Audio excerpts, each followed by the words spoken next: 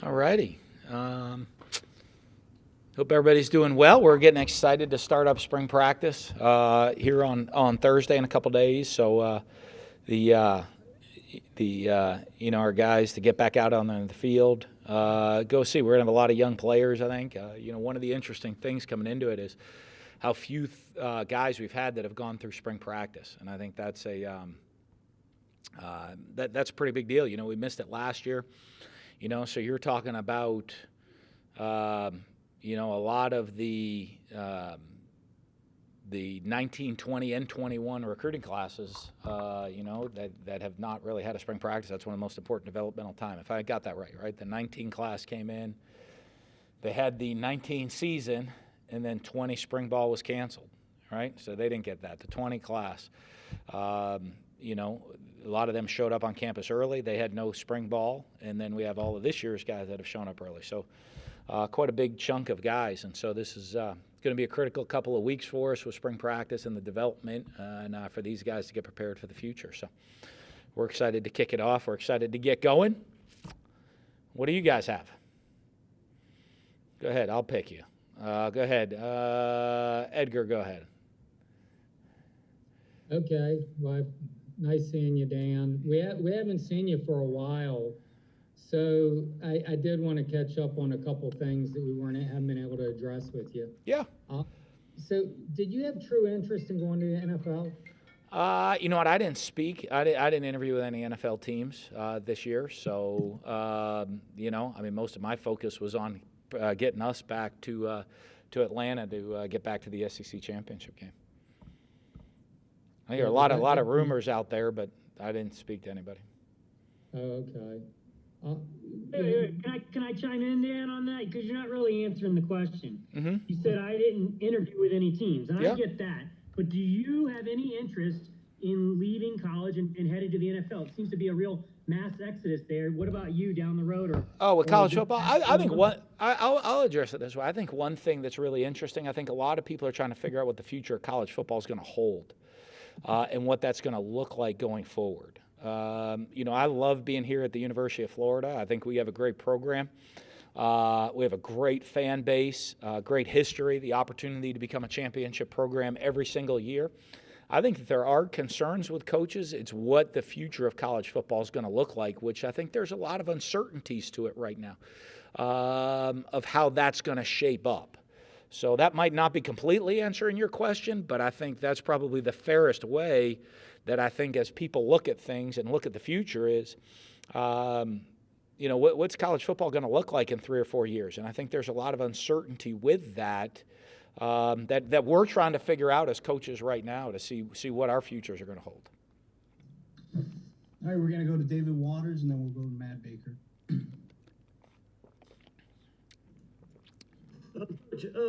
With time test the defense after the season, new hires made on that side of the ball, a lot of new faces as well.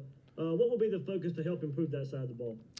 Well, I think one of the things, having spring ball, I think we've got to do a great job of evaluating our players. If the one thing you got to miss a lot of is spring, you get the opportunity. We met as staff this morning talking about player evaluation, finding out exactly what our guys do well, what they don't do well, and making sure that our scheme fits the strengths of our players, that we're putting guys in the best position to be successful on the field, and that we're putting our best players out there on the field.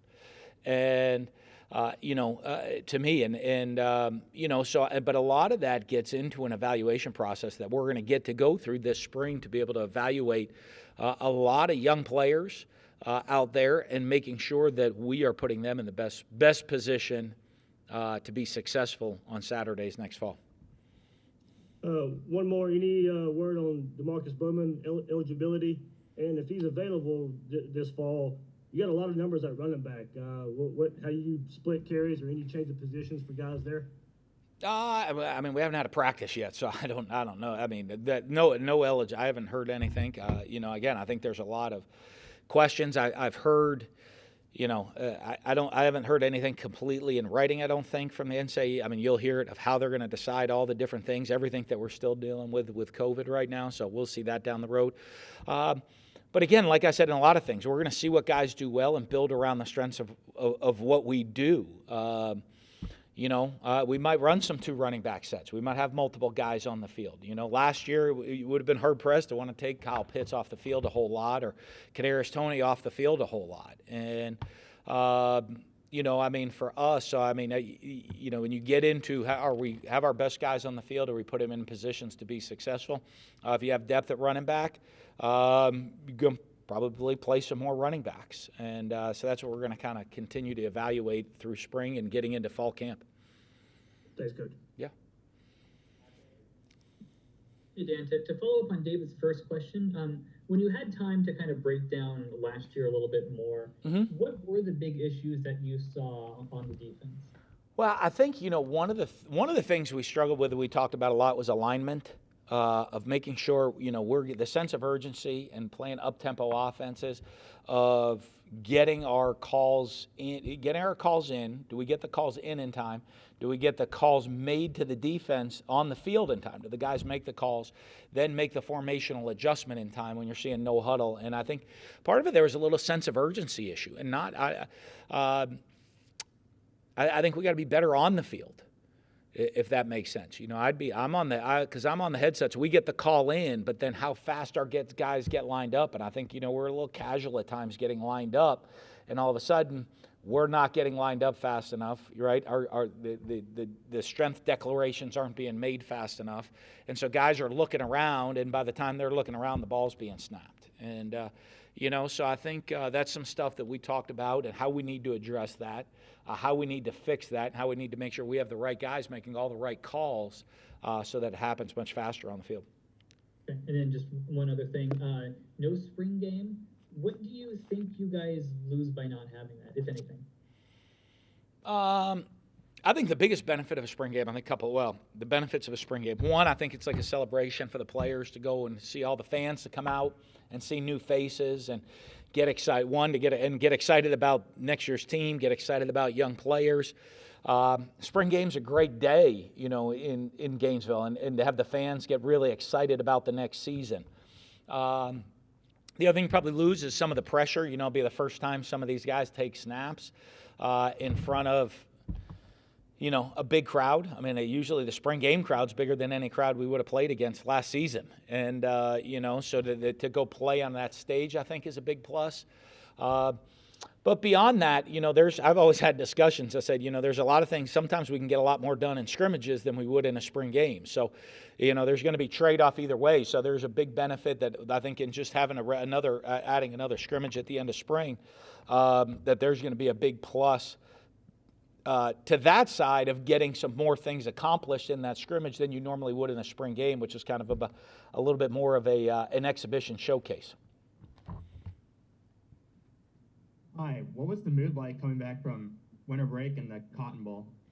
I think guys really excited to get back, excited to, get hopefully looking forward to more normalcy moving forward into next season. I know excited to be able to have spring practice. I think, when you look, we were kind of like on stage normal. If everybody, you go back to a year, which, it seems like it's not even a year now, it's less than a year, but probably for everybody in the world.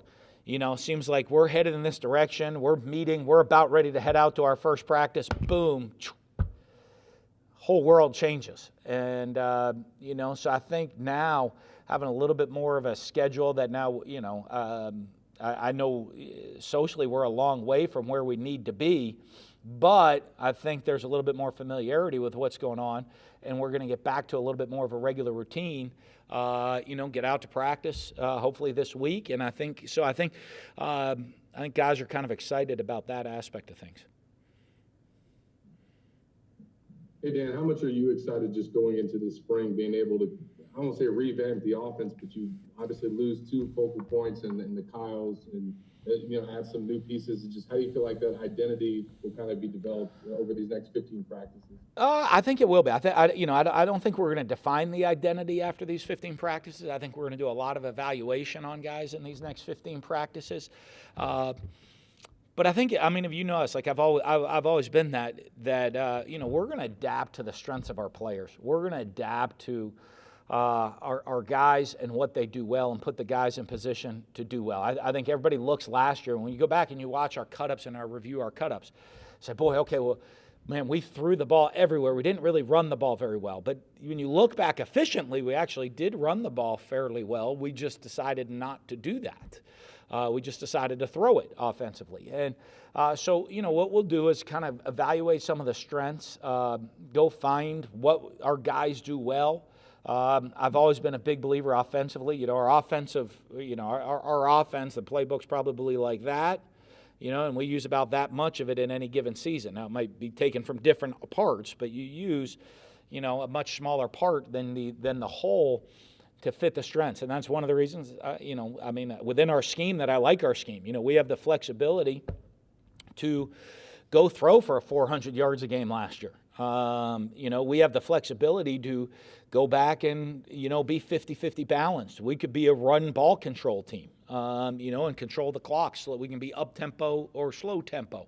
Whatever's going to fit the program and the team as a whole within the framework of our offense. And then we just kind of we're going to evaluate this spring, kind of throw a bunch of stuff. There'll be some we're going to, some things we did last year we won't do as much this year, and there's things that we didn't do last year that will be thrown into the offense for what we think off of the strengths of our players right now, but we'll continue to tweak that through spring, through summer, through training camp, and usually it ends up through the first couple of games. Sometimes you're still tweaking it. And then with Brian Johnson moving on, do you expect to call the majority of the plays this season, or will it still be by committee? Yeah, I don't think much changes in what we do. We've kind of done it the same way for a long time. I'm really happy for Brian, the opportunity. I know Brian's a great young up-and-coming coach. You saw by some of the opportunities he had this past season in college football, and then now the opportunities in the NFL. I wouldn't be surprised to see him be a head coach in the very near future, either in college or the NFL. Obviously you hate losing him and the relationship he has in the room. But we have a core group of guys that a lot of our guys have been, and there's always, Brian wasn't always the quarterback coach for us. There are, a lot of years he wasn't. And, so kind of how we do things, doesn't really change. We're getting ready for practice. Everybody's kind of Garrick is picking up where, hey, these, the nice thing about Garrick is, McGee, is you got a very veteran coach. He's been a head coach. He's been a coordinator, a longtime quarterback coach at the highest of levels, coaching great players. And then last season, I think by being here as a senior analyst for us, even though he spent a majority of time on defense, but at practice and all, he's familiar with how we run the program and how it all works. So I think that makes it a very easy adjustment moving forward. Thanks, Dan. Yeah. Follow up by Nick and then Buddy. Hey, thanks. So just in that evolving the offense to what you guys have you, knowing Emery and knowing Anthony with those guys being a quarterback, how do you change maybe some of the offensive calls or schemes because they're a little different talent-wise, skill package-wise than Kyle Trask was? Yeah, absolutely. That's just what we do. We go back to some different schemes that are going to utilize those guys' strengths, I think people look at us. We have a decent quarterback run package that we were kind of very conservative with Kyle Trask. Like to say, hey, we would do it with him in the 4-minute offense because by the time he ran around the edge, it probably took up the last 4 minutes of the game sometimes, right? No, but no, I think you look and we looked at the strengths of last year's team. Kyle would always do a great job. Check us into the right plays. Make run pass checks. He was extremely athletic with maneuverability within the pocket, extremely accurate. You look at guys like an Anthony and Emery with cannon arms, their ability to improvise and extend plays.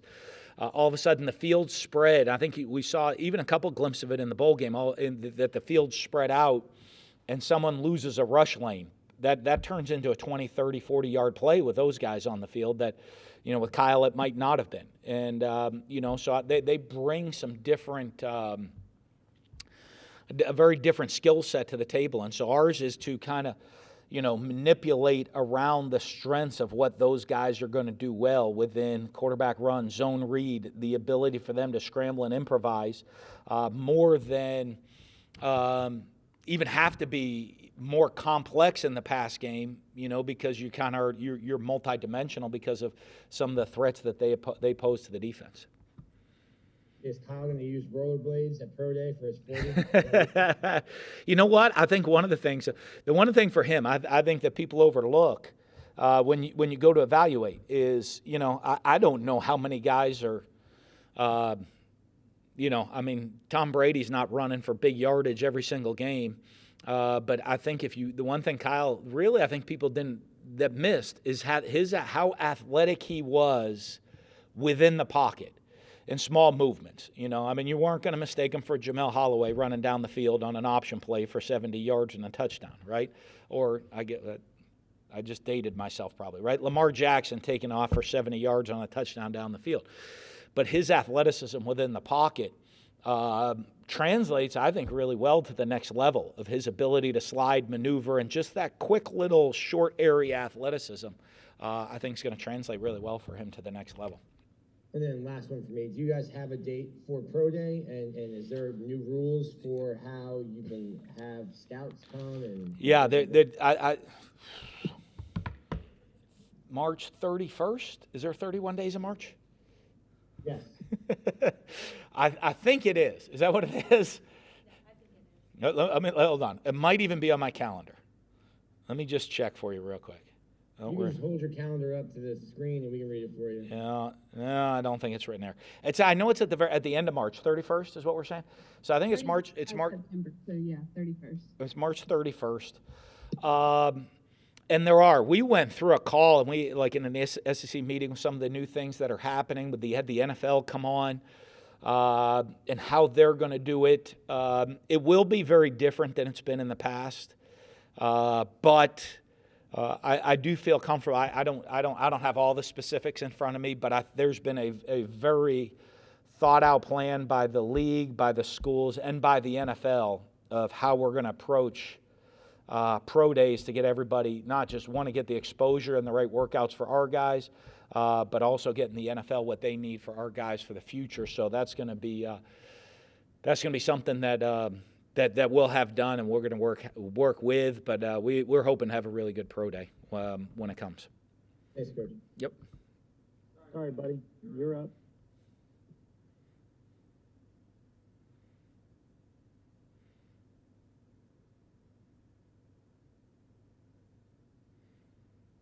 Buddy Law, there you go. I'm here, but Cassie, you want to go ahead? Okay, I'll take it. Okay. You're on the clock, and the next person got their draft pick. You didn't ask the question in time. You didn't get the card in time. Just looking back, thinking about last year, replaying, I'm sure you have in your mind, especially the last 3 games. It's almost like this 8-4 really wasn't an 8-4. I know you don't believe in moral victories, but if you put it on an autopsy, it looks more like a 10-2, for what things had happened. I want to know how many times you replayed that in your mind, especially LSU and Alabama, given what was at stake, especially Alabama, and what that's been like for you to sort out. Well, I think, I look at each game individually, why stuff happened, the different results of games, and you go back and evaluate what could we do better, what should we have done differently, how would it have changed. And you look at each of the games, and there's ways to look at it. You can sit there and look at it emotionally, you get upset and like, oh, boy, because you want to win every single game you play. But you look at the different opportunities you had throughout the season, and the games that we won. Why did we win those games? What were things that we did that allowed us to be successful? What were game-changing moments? What are things that happened in the course of that game to be successful? And what are the things that happened in the games we didn't win, and how do we prevent those from happening in the future? How do we improve at those areas? Each one, I can, I go through pretty much games. As a coach, sometimes the losses stick with you a lot more than the wins. So I probably am more versed in the losses than I am in the wins. Unfortunately, those sit with you a little bit more. But you get through it, and there are a lot of different scenarios you don't expect to happen. Like you look at the LSU game. There are a lot of different random things that happened during the course of that game. you know, and with all of the randomness, you know, like tip balls on the sidelines that go from out of bounds to inbounds to get intercepted, to turnovers in the red zone that we don't usually have. With all that being said, you know, all of a sudden, you know, we fall behind on this, you know, a really long field goal at the end of the game left with 19 seconds, and we still find a way to get our really, I think one of the best kickers in college football, the opportunity to go tie the game. You know, you're right there. You look at Alabama, who ended up being the best team in the country last year, and you know, a lot of positives you take out of that. I think the confidence our guys played with and their belief and their expectations to win that game. You know, I've played Alabama through the years. You know, there's a lot of times there's a lot of teams that'll go and play Alabama, and you've lost before the game even started. You know, they have some great football teams and over there, and Nick's done an amazing job with some great teams. And guys will come in sometimes with you know, you look at your team and you motivate, but they're looking and they're saying, boy, you know, we're going to need them to make mistakes for us to win the game. I don't know if you go break down that game. I don't think they made many mistakes. Alabama did that night, and we were you know, one possession away. We were 6 points away from winning that game. And, you know, so our guys played with the confidence and the expectation to go win that game up until we just ran out of time. And so, you know, I think we look at those things of what we do and where we are at as a program and how we need to build off of that moving forward and how we continue to grow and learn as players, as coaches, as a program, to continue to constantly get better and always be building for the future and trying to improve. And one more, Dan, you have done really well the transfer portal. Some coaches are eschewing it; they don't like it. Some coaches got out of the business, partially because of it. Why have you done better than most? I'm not asking for secrets, but you can give them to me if you want to. You know what? I don't know. I think just, you know, I mean, if I go back and even go back to when I became a head coach 14 years ago and looking at junior college players and looking at other players throughout the years, we try to address needs with transfers more than just take transfers, you know. And so what ends up happening is maybe you look successful because instead of just saying, hey, we're going to just take this guy's a great player, it doesn't matter, just take him out of the transfer portal. You know, and we've probably had some opportunities to get some guys that ended up being great players that we didn't get. But maybe at that moment we didn't feel the need that we had depth, we had experience at that position. That we don't go to the transfer portal always just to create depth or to go get backups. We go get guys that we expect that we need to be impact players and play for us. And then when they get on the field and play for us, it appears you have more success that way. And so I think that's, if you will, it is, you know, usually we're hitting the transfer portal a lot for need-based, for guys that are going to come in and make impacts because of any number of reasons, you know, whether it's guys that have transferred out of here or guys that have left early for the NFL draft or injuries or, you know, whatever it is where you have this little gap in your roster and we need to fill it with a player that's going to make an impact. If you get that transfer to come in, whether it be now it's transfer portal more than junior colleges, but if you get that player to come in and then fill that need, well, we had a big need, so we need them to play. We get a great player, and they get that opportunity to get on the field right away and have success. Thank you. Now it's my turn. Hey, Dan. Hey. By my recollection, this is the earliest spring practice has ever started. Is there a reason it's happening a month early? Yeah, a couple things. Hey, let me ask this. Are those like all your little Post-its behind you? Are those like Beatles songs from the movie Yesterday? You're going to come out. Did something happen and we forgot? Like, you know, no one's ever heard of U2 before, and you have the lyrics to With or Without You there behind you that you're going to come out and start belting out there, right? It's the second time today you've showed your age. It's the depth chart. Oh, that's awesome. Okay. Do you have everybody in the right place? Do I need to come evaluate it or no? It was right as of September 7th. I haven't updated. There was no order to anything last year, so it's not right anymore. I got you. All right, so spring ball starting early. Couple factors for us. One, we weren't on the road recruiting in January. So, not that we weren't recruiting. You were recruiting constantly, but you're not gone all day on the road. So you had the opportunity to get a jump start on, all of our different player film evaluations, recruiting film evaluations. We do the recruiting Zoom calls and all the phone calls. But there's still time of the day that the whole coaching staff's not around traveling. So we're able to get cut-up reviews done, get everything and wrapping up the season done earlier.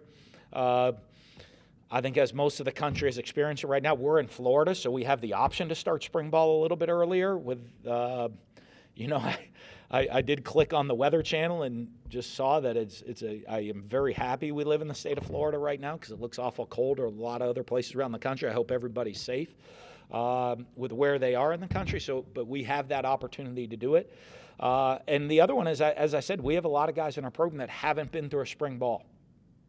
And so there's a couple different ways you look at it as you get into the offseason. We've had a time to accelerate it, but within the spring, you have time to review cut-ups, to watch, to teach, and then you go practice it, and then you review those cut-ups again. One of the things we wanted to do, I think guys learn a lot better when they watch themselves. I mean, it takes a lot of maturity for players to grow and learn, to watch other people do things, to learn how to make yourself better. You do that. We spend a lot of time doing that and teaching that. But I'm going to tell you what, the guys are much more attentive than they're watching themselves do it, and you're correcting them, and they're seeing themselves perform within the offense or defensive or special team scheme. So by having the spring ball earlier, we'll be able to start watching the spring cut-ups earlier with the players of guys that maybe haven't played a lot, that have not had that experience, that they get to watch themselves running our offense and our defense. And we're going to make some changes offensively, defensively, schematically around this year's players with some of the things that we talk about.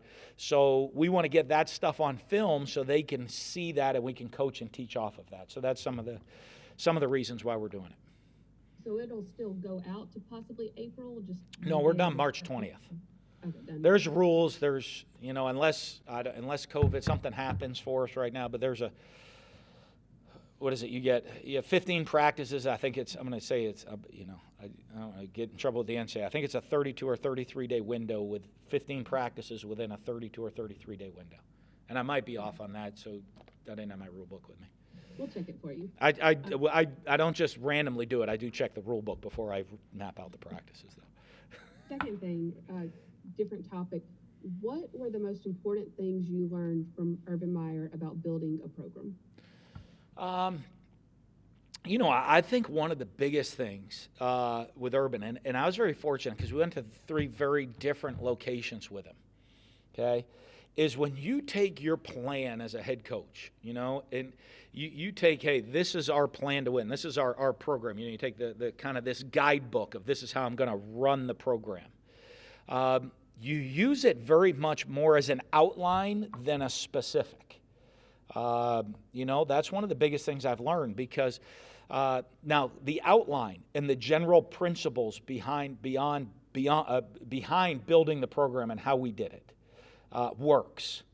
But it is, it was different at Bowling Green than it was at Utah, and different at Utah than at Florida, and different at Florida than Mississippi State, and different back at Florida than it was at Mississippi State than it was at Florida. So what you want to use is you use this outline, this structure, okay, of core values, of what the core values are, what the program beliefs, what the philosophy of the program and what your identity of a program is, how you become successful within the program and what your plan to win within the program is. But you take that outline and you apply it to the team, the organization, the program that you have. And it works. The plan works, but there are specifics within the plan that are going to be very different and that play out differently at different schools. And so instead of trying to sit there and say, okay, hey, we have this rigid plan that we use and it'll work no matter where you are, you do it exactly this way, that's not the case. The outline works. The rules, general principles of the plan of what you need to build a program works, and then you adapt it to the university, the program, or for him now the organization with the Jaguars that you're at. What are some of those core principles? I mean, it changes. Ours, our program would, programs built on accountability and trust. Those are, some foundations within the players and within our program, right? What's the identity of our program as a team? If you watch us play, your identity as a team is going to play with a relentless effort, have a passion for the game, and reach their potential every day. Your rule, your core, and I could give you the corporate speech, which will be quite a long time right now that I do for different corporations of building it. Then you want to really find the identity of the players, right? Where's the leadership within your program? That's a big part of it. Is the leadership within, or is it coming from top down, or how is that coming? And then you're going to build and expand off of it in that way. When you look at those and have those different identities, those different values, those different leadership principles, and look at where your program's at, the type of program you have. Who you're recruiting, what's your recruiting base and recruiting philosophy as it comes to to us. I haven't spent a lot of time with him. I imagine he's going to get into, what's our draft compared to free agent philosophy. Moving forward, and very much like our recruiting, and how does that fit our organization? And it changes, of the type of players, and then how you relate to the players. Young people are awesome, but you know what? They're different. Kids in the Midwest are a little different sometimes than kids in Florida. In the Northeast are different than kids on the West Coast, and so you kind of adapt around the different personalities and the different kids that you have that best fits that program. Thank you. And as soon as you get me an updated depth chart, I'll get. You're going to fix it up. We'll get you one game week, right? I think we got one coming out on September the 5th. That's what you always say. Goldie, go ahead.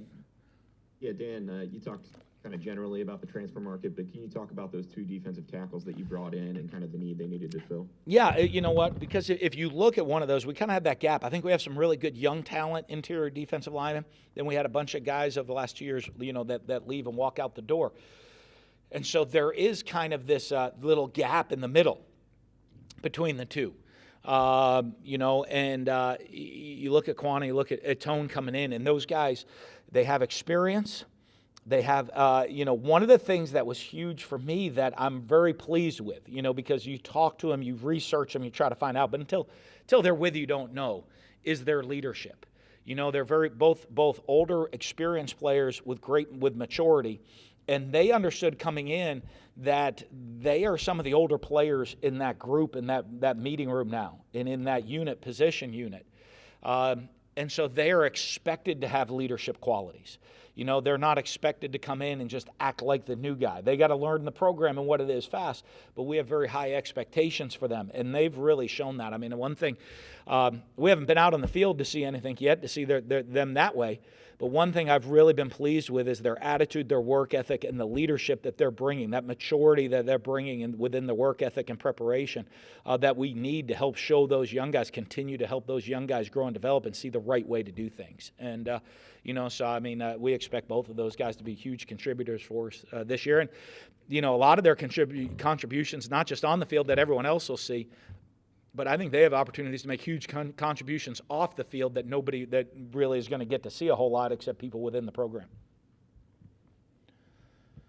Zach Biddle. Hey, Dan, I've got a multi-part question for you. First, Wesley McGriff and Jules Montanar. I'm curious if you've been able to put positions on them in terms of what they'll be coaching. Mm-hmm. Yeah, so Jules will be working with the corners. I think we had that out there. And Crime Dog's going to be safeties, nickels, and doing that and working together and just kind of making sure all of those guys. I think it's critical for us to have that whole communication within the secondary. So they're going to be working together, not just individual position, but also together quite a bit. And what stood out about them throughout the interview process? And as they come in, what's the expectation for the secondary to improve this year? Oh, it's always huge. I have extremely high expectations for everybody. But, one of the things you look at Wesley coming in, and he's a guy I've known for a long time. Actually, I tried to hire him before and wasn't able to. But if you look at his background as, a secondary coach, both in the Southeastern Conference and in the NFL, coordinator experience within the conference, his personality, his energy, what he brings, the relationships he has with kids, is somebody really, really excited. One of the as soon as I made the change, really, I think the first call I made was to him. And so great to get him. And then, on the second one, I'd like to go out and did a lot of research on different guys. And, researched, once I got Wesley in place, I went in a different direction after we knew we had Crime Dog in place of getting a guy of his experience that fit. I wanted to do, and I researched a lot of different directions of which we could go with the position after that, and then in meeting with Todd and going through and reviewing things, and going to do and dig a lot of research. Going to find Jules was a guy that was a recruit of the year, has a great pedigree, he's learned, he's worked his way up, within the coaching profession. And, had to kind of start and battle and be at different levels and learn how to coach at different levels. Learned, under some great secondary coaches as well early in his career, and then had success both in recruiting and with his players on the field. And then, you talk to a lot of guys that as you do this, you talk to guys not just looking at their resume, but talk to guys they've worked with and his personality and how he fits within the staff. One thing to me about putting a staff together, it's not just, hey, let's just, go create and go just, hey, you have this an all-star roster. What you want to do is create a staff that everybody's going to work together and understands how it best fits together. I think that is a huge part of success. And and everyone talking to what a great team guy he is, what a great high energy guy he is, what a great young up and coming coach he is, and a guy being from Florida and the opportunity to come coach at Florida, just all of that made him the guy that in the end it was really a no-brainer for me. I will go Mark Long and close with Edgar. Hey, Dan, you were pretty outspoken last year about on a lot of different topics, and I don't know if necessarily it came across the way you wanted it to every time, but are you taking any steps to make sure maybe your message comes across maybe more what you want it to be, or maybe even more what's in line with others want it to be? Is that like a political correctness question or PR? Maybe, I don't know. Hey, you know what? As I told you guys, there were probably some times last year I said things that, maybe regrettable, maybe didn't come off the right way, maybe got interpreted a different way, and and probably in the time and the light maybe got legs of its own in what happened.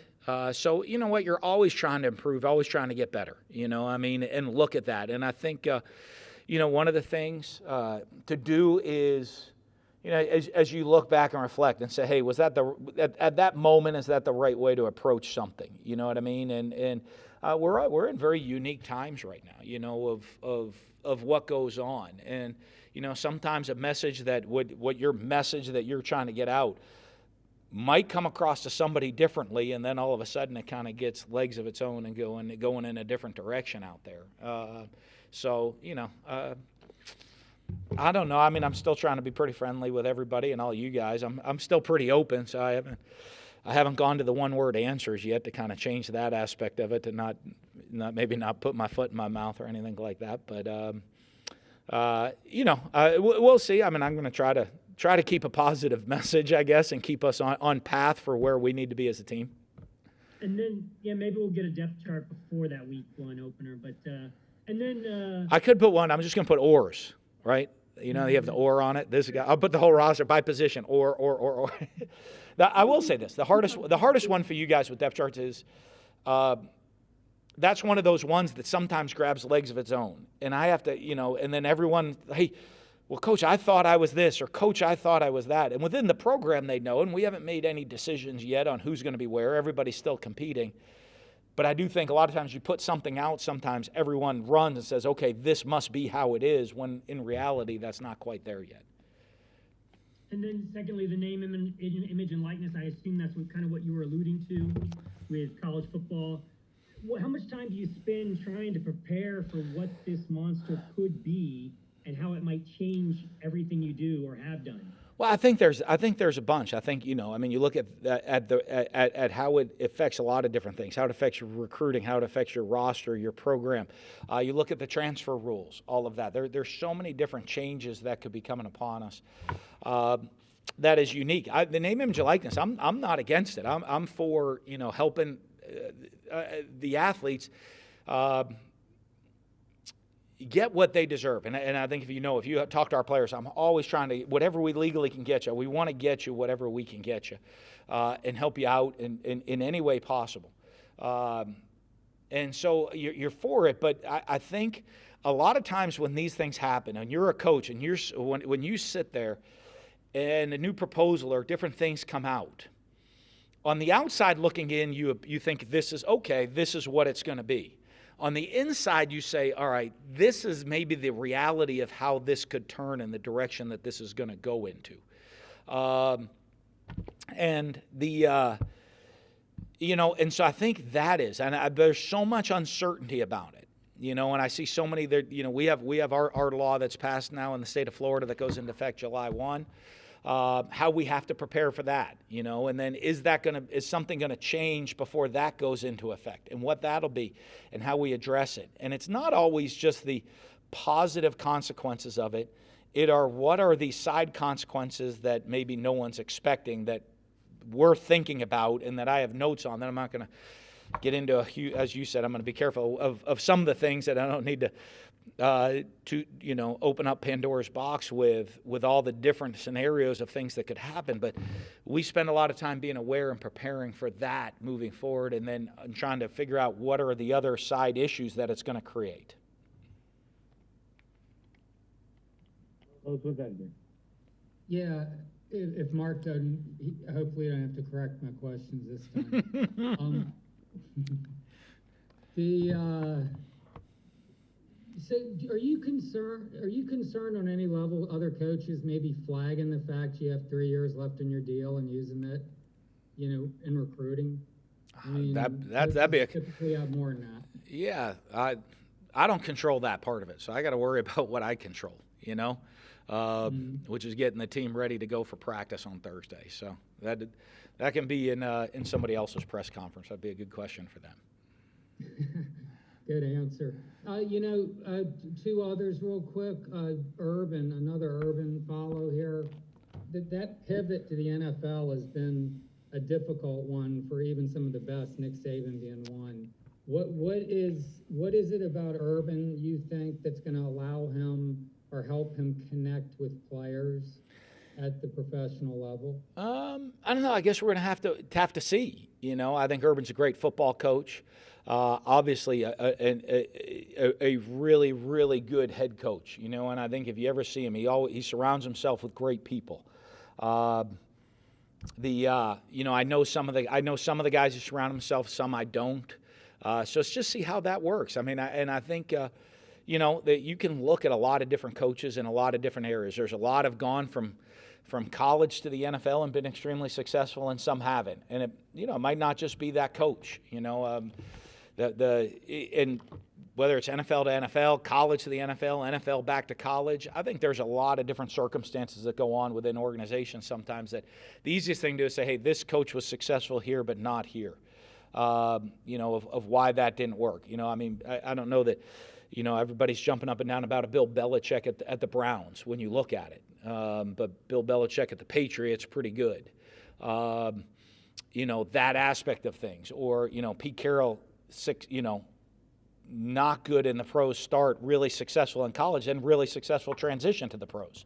I think there's so many different things to go in and say, hey, just this guy is good here, not good here, and how that works. So, but I do think Urban's a guy that's a great head coach, great leader, great motivator of players. Obviously, and his staff and people that work for him does a great job developing them. He always surrounds himself with great people, and he sets a very high standard and sets the bar extremely high within the organization. And has been successful everywhere he's been. So you would think he'd be successful here with the Jags, and them being one of our local teams. Our other local team had a pretty good year. Bruce Arians, did an amazing job of those guys coming together, and it was great to see the Bucks get the Super Bowl. That was pretty awesome. Yeah, and working for an Orlando newspaper, I need to ask fellow visor wearer Gus Malzahn, what do you think about that hire? And it seems they're amenable to a 2-for-1 with the Gators now. Is that's going to happen? You know what? I'm really happy for Gus. I'm good friends with Gus. I've known him a long time. I've known him since I remember going out to visit him in Arkansas when he was a high school coach, and him coming to spend days here and us talking a lot of football together. I got, him and his wife, Christy, great people. I've always had a lot of respect. I think he's always done a great job, been really successful, been an innovator. I think he'll do a great job. I think everybody at UCF should be really excited to have him come in. And I guess, I didn't ask him. I think he'd been off for 2 months. So, he must have been, I thought when I talked to him one time, I thought he might catch his breath for maybe a year just to catch your breath a little bit, but I know he'll be ready to go, and and I'm really happy for him to get that opportunity, and at a great program like UCF, to do that, I think he'll do a great job there. Well, appreciate you not sticking to one-word answers, Dan. Thank you. Thanks, Coach. Thank you, guys. Have a great day. We'll see y'all soon. Go Gators. Thanks, Dan.